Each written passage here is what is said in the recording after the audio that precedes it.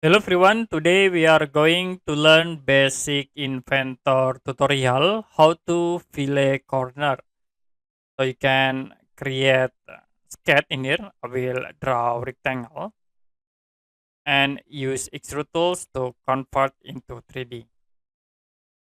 Now to fillet, you can click these fillet tools and you can set for radius, like I will set into 2. You can click like from this line object.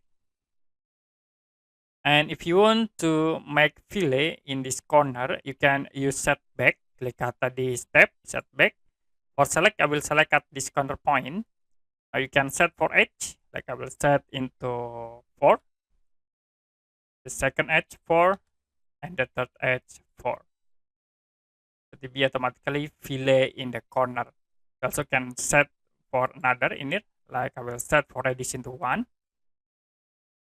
This one, and if you done, you can click OK.